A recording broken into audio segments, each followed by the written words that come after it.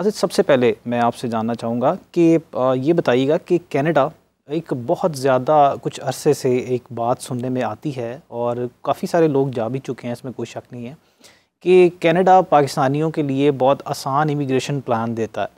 तो ये किस हद तक सच है और कौन कौन से प्रोग्राम्स ऑफ़र करता है कनाडा इमिग्रेशन के लिए?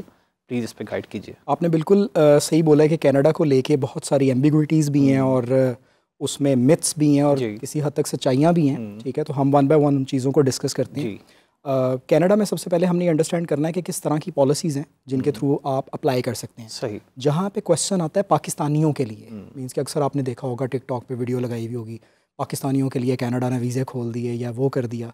तो बेसिकली ये सारा मैटर जो है वो पॉलिसीज़ का है। अब अगर पाकिस्तान की पॉलिसीज़ जो हैं वो कंपैरेटिवली वो ग्लोबल पॉलिसीज़ हैं। सही। वो उसका मतलब ये नहीं है कि सिर्फ पाकिस्तान के ऊपर वो पॉलिसीज़ इंप्लीमेंट होती हैं, वो साउथ एशिया पे इंप्लीमेंट होती हैं, बांग्लादेश में इंप्लीमेंट होती हैं, इंडियंस मतलब पे वो ये नहीं implement देखते होती कि हैं। पाकिस्तान की हालात क्या है और यहाँ वो पे देखें वो सोशियो इकोनॉमिक सही। टाइज और वो सारा जो है वो एक बड़ी मामलात। एक स्पेकुलेशंस थी ना कि जी स्पेशली पाकिस्तानियों के वीज़ा रिजेक्ट किए जा रहे हैं, रिफ्यूज़ किए जा रहे हैं सिर्फ पाकिस्तान की इकोनॉमिक कंडीशंस की वजह से। ये सब झूठ अच्छा, है? ये इकोनॉमिक कंडीशन के पाकिस्तानियों की इकोनॉमिक कंडीशन की वजह से वीज़ाज रिफ्यूज़ किए जा रहे हैं, यस ये एक फैक्टर हो सकता है। सही। ठीक है, लेकिन जहाँ पे इमिग्रेशन के रूल्स आ जाते हैं या कैनेडियन विजिट वीज़ाज़ के रूल आ जाते हैं या इमिग्रेशन या परमानेंट रेजिडेंसी अप्लाई करने के रूल्स आ जाते हैं, वहाँ वो जो रूल्स हैं वो ग्लोबल हैं। ठीक। वो सिर्फ पाकिस्तान के लिए स्पेसिफिक रूल्स नहीं हैं। सही। ठीक है, तो और बहुत सारे लोग हैं जो जिस तरह आपने मेंशन किया कि रिसेंटली कनाडा मूव हुए हैं और वो बिल्कुल हुए हैं और कनाडा में वीज़ा रेशो जो है वो काफ़ी हद तक बेहतर भी रही है पास्ट फ्यू इयर्स। उसमें आपके पास एक्सप्रेस एंट्री का प्रोसेस आ जाता है जिसमें आप डायरेक्ट यहाँ पे बैठ के इमिग्रेशन अप्लाई कर सकते हैं। उसमें आपके पास स्टूडेंट वीज़ाज़ का आ जाता है। ठीक है, देखें विज़िट वीज़ाज़ को तो हम उस कैटेगरी में काउंट नहीं करते क्योंकि विजिट वीज़ा का जो बेसिक पर्पस होता है वो तो सिर्फ इतना होता है कि आप वहाँ पे जाते हैं, पहुँच जाएं, आप विजिट करते हैं और आप वापस आ जाते हैं। बेसिक रीज़न तो ये होता है। तो इस तरह के सारे इमिग्रेशन का बताइएगा कि इमिग्रेशन में कौन कौन से प्लान्स ऑफर करता है कनाडा और उसके लिए क्या क्या रिक्वायरमेंट्स हैं?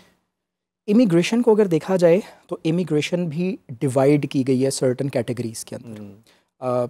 अगर हम स्टार्ट करते हैं तो उसमें आपके पास बिजनेस इमिग्रेशन आती है जिसमें आप सर्टन इन्वेस्टमेंट शो करते हैं और आप वहाँ पे अपना बिजनेस प्लान देते हैं। मीन्स के जिसको हम एंटरप्रेन्योरल की एक बात करते हैं जी, एंटरप्रेन्योरशिप, जिसका आप एक इनोवेटिव प्लान वहाँ पे देते हैं और आप इन्वेस्ट करते हैं and then you get an immigration. और इस पे ये भी गुंजाइश होती है कि आप यहाँ से बैठकर अपनी इन्वेस्टमेंट वहाँ पर कोई चीज़ परचेज कर लेते हैं, उसके बाद बिल्कुल उस तरह की चीज़ें हैं यहाँ पे। दूसरी फिर आ जाती है जो आपको एक्सपीरियंस वाली या फेडरल स्किल्ड वर्कर स्कीम जिसको हम कहते हैं, एक्सप्रेस एंट्री आप इसको कहते हैं, उसमें फिर वो आ जाते हैं जो बेसिकली स्किल्ड वर्कर्स। सही। फॉर इंस्टेंस स्किलफुल होने के लिए आगे फर्दर दो स्ट्रीम लाइन्स हैं। नंबर 1, एक स्किल वो होता है जो आपका, जिस तरह हम लोग कहते हैं जी प्लम्बर है और ये वाले स्किल वाले आ जाते हैं, वो ट्रेड में आता है। दूसरा स्किल होता है कि आप कितने एजुकेटेड हैं, आप कितने एक्सपीरियंस्ड हैं, आपकी लैंग्वेज पे कमांड कितनी है।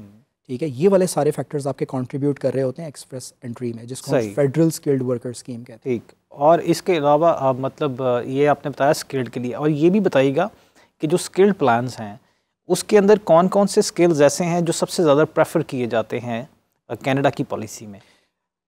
उनकी एक सर्टन लिस्ट है, उसमें देखें स्किल तो कोई भी हो सकता है। फॉर इंस्टेंस अगर कोई इलेक्ट्रिशियन है वो भी स्किल है, अगर कोई प्लम्बर है वो भी स्किल है, सिविल से रिलेटेड है वो भी स्किल है। प्रेफरेबल होती है ना कि एक प्रेफरेंस होती है हर कंट्री की। इवन के ट्रक ड्राइवर्स होना भी एक स्किल है। यस। ठीक है, क्योंकि उसके लिए आपको एक HTV लाइसेंस चाहिए होता है। लेकिन ये पिट गया ना अब तो, मतलब ट्रक ड्राइवर्स वाला मामला तो कनाडा में पिट गया। मतलब बहुत दुनिया जाके, एक लेमैन को नहीं पता, पूरी दुनिया से जी लोग जाके ट्रक का ही काम करते थे और ट्रक ड्राइवर बन के। लेकिन अब मतलब मैं जो बेसिकली आपसे पूछना चाह रहा हूँ उसमें ये है कि जैसे आजकल दुनिया में एक सोशल सिक्योरिटी, एक ऐसा, मतलब सोशल सिक्योरिटी कह रहा हूँ, साइबर सिक्योरिटी बेसिकली एक ऐसा स्किल है जिसने उसमें सबसे ज़्यादा कोर्सेज़ किए हैं या उसकी बहुत डिमांड है, स्पेशली USA में, ऑल अदर डेवलप कंट्रीज़। तो आप ये जानना चाहूँगा मैं कि कौन से स्किल्स ऐसे हैं जो कनाडा प्रेफर करता है जिनको बहुत आसानी के साथ इमिग्रेशन मिल सकता है? अच्छा, यहाँ पे मैं थोड़ा सा ना आपको इलेबोरेट कर देता हूँ। अगर हम स्किल की बात करते हैं एजुकेशन पर्सपेक्टिव से, ठीक है, तो उसमें ये मैटर नहीं करता टू बी ऑनेस्ट कि आपका एग्जैक्टली पीछे एजुकेशनल बैकग्राउंड क्या है। सही। आया कि आपने कंप्यूटर साइंस किया है, आपने बिजनेस किया है, Yeah. आप लॉयर हैं, आप डॉक्टर हैं, आप इंजीनियर हैं, वो सही। प्रैक्टिकली मैटर नहीं करता। उनकी सर्टन पॉलिसीज़ हैं जिसके थ्रू आप फेडरल स्किल्ड वर्कर स्कीम के थ्रू आप अप्लाई करते हैं, जिसको एक्सप्रेस एंट्री कहते हैं। उसमें जो बेसिकली उनकी मिनिमम रिक्वायरमेंट है वो ये कहते हैं कि आपकी 16 ईयर्स ऑफ एजुकेशन होनी चाहिए, ठीक, डिस्पाइट ऑफ कि आपका एजुकेशनल बैकग्राउंड क्या है। सही। प्लस वो ये कहते हैं कि आपको इंग्लिश लैंग्वेज रिक्वायरमेंट आप उनकी मीट करें जो उससे रिलेटेड आ रही होती है। तीसरा, आपके पास एक्सपीरियंस होना चाहिए। सही। अब इनकी जो मिनिमम रिक्वायरमेंट है वो 6 ईच वाली आइल्स की है, 16 ईयर ऑफ एजुकेशन है, प्लस 3 ईयर्स का वर्क एक्सपीरियंस के 1 ईयर का वर्क एक्सपीरियंस है। और आपकी एज मैटर करती है। एज, हाँ जी, अब आपकी एज भी मैटर कर रही होती है। सही। उसके अकॉर्डिंगली आपके पॉइंट्स कैलकुलेट होते हैं। अब यहाँ पे क्वेश्चन ये रेज होता है कि इस तरह के लोग तो बहुत हैं जिनकी 16 ईयर्स ऑफ एजुकेशन भी है, जिन्होंने आइल्स भी किया हुआ है और जिनके पास एक्सपीरियंस भी है, और हर एक को इमिग्रेशन नहीं मिलती। अब मैं बासित आपको सॉरी, यहाँ पे है एलिजिबिलिटी क्राइटेरिया। यस, ठीक है, ये एलिजिबिलिटी क्राइटेरिया।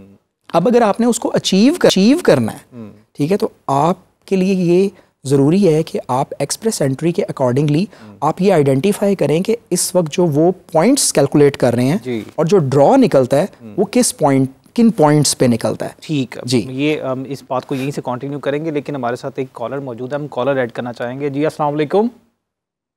जी वालेकुम अस्सलाम। जी वेलकम टू वकील ऑनलाइन, फरमाइए। नहीं, मेरा क्वेश्चन है, it's regarding study visa and work permit. जो आजकल कनाडा के हालात हैं, in terms of they put a cap on education as well, और काफ़ी स्टूडेंट्स गए हुए इंडिया से और उन्होंने कैप लगा दिया, और बल्कि जितने स्टूडेंट्स गए हुए थे उनके अभी जो वर्क परमिट है वो भी एक्सटेंड नहीं कर रहे हैं, वो वापस जा रहे हैं। तो पाकिस्तान से कितने चांसेस हैं अभी वर्क परमिट रिलेटेड और वो ये स्टडी वीज़े रिलेटेड? जी आपका नाम? मेरा नाम अब्दुल। जी अब्दुल, आपने बड़ा इंपॉर्टेंट क्वेश्चन किया, हम आपको इसका ज़रूर जवाब देंगे। जी बासित साहब।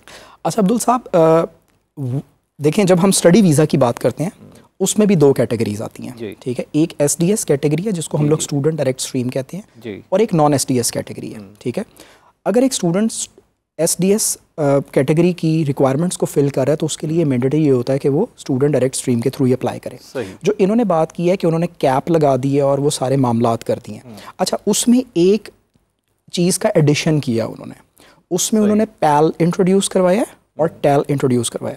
मीन्स के टेल टेरिटरी एक्सेप्टेंस लेटर या पैल प्रोविंशियल एक्सेप्टेंस लेटर, ठीक है। वो प्रोविंशियल एक्सेप्टेंस लेटर आपको यूनिवर्सिटी साथ में देती है, तब आप वीज़ा अप्लाई करते हैं। तो उससे ये आइडेंटिफाई होता है कि अभी ज़ाहिरी बात है उनका जो कैप है वो रिक्वायरमेंट यूनिवर्सिटी की मीट नहीं हुई। और दूसरा जो कैप लगा है वो ग्लोबली जो कैप लगा है, मीन्स के इंडियन की उन्होंने एक सेट परसेंटेज डिसाइड कर ली है, पाकिस्तानियों की उन्होंने एक सेट परसेंटेज डिसाइड कर लिया, ऑल ओवर द ग्लोब उन्होंने एक सेट परसेंटेज डिसाइड की है, जिसके ऊपर उन्होंने ये कैप लगाया कि यहाँ से हम लोग ये बासित, उनके सवाल में एक बड़ी इंपॉर्टेंट चीज़ थी कि जो लोग वहाँ मौजूद हैं उनको वर्क वीज़ा एक्सटेंड नहीं किया जा रहा। अच्छा, उसमें देखें, उसमें फिर पॉलिसीज़ आ जाती हैं। सही। वर्क वीज़ा एक्सटेंशन को लेके उनकी सर्टन पॉलिसीज़ हैं। फॉर इंस्टेंस स्टूडेंट्स क्या करते हैं कि जिस तरह हम अगर बैचलर्स किया हुआ स्टूडेंट ने और वो वहाँ के लिए अप्लाई करता है तो वहाँ पे फिर 2 तरह की स्ट्रीमलाइन बनती है। नंबर 1, एक पोस्ट ग्रेजुएट सर्टिफिकेट या पोस्ट ग्रेजुएट डिप्लोमा जिसकी ड्यूरेशन 1 ईयर या 1 ईयर से कम होती है। उसके बाद फिर आ जाती है मास्टर्स की, मीन्स के या पोस्ट ग्रेजुएट डिप्लोमा भी और मास्टर्स भी, जिसकी ड्यूरेशन 2 ईयर्स या प्लस होती है। अब अगर आप 1 ईयर का डिप्लोमा या 1 ईयर की क्वालिफिकेशन में आप अप्लाई करते हैं तो आप PGWP के लिए, जिसको हम लोग पोस्ट ग्रेजुएट वर्क परमिट कहते हैं, उसके लिए आप 1 ईयर के लिए वैलिड होते हैं। ओके, ठीक है। लेकिन अगर आप 2 ईयर्स के ड्यूरेशन वाली प्रोग्राम में जाते हैं, डिग्री में जाते हैं, उसमें आप PGWP 3 ईयर्स के लिए वैलिड होते हैं। सही, मीन्स के एलिजिबल हो जाते हैं। पोस्ट ग्रेजुएट वर्क परमिट आपको 3 ईयर्स का मिलता है, तो वो ऑटोमेटिकली लीड करता है आपके सिटीजनशिप की तरफ और PR की तरफ, इन मामलात की तरफ। अभी हम इससे पहले बात कर रहे थे इमिग्रेशन के हवाले से, तो आपने बड़ी इंपॉर्टेंट चीज़ें बताई कि आपका मतलब आप पॉइंट्स आपके कवर होते हैं, आप एलिजिबल होते हैं, तो फिर आप उसमें आपको वीज़ा मिल सकता है, उतनी चांसेस हैं। अच्छा, मुझे ये बताइएगा कि आपने जो इमिग्रेशन की कैटेगरीज ये बताई हैं, इसमें रिक्वायरमेंट्स कितनी स्टेटमेंट होनी चाहिए, कितने आपके पास पैसे होने चाहिए और कितने पैसे आपके लग जाते हैं, ये सारी चीज़ें डिटेल में।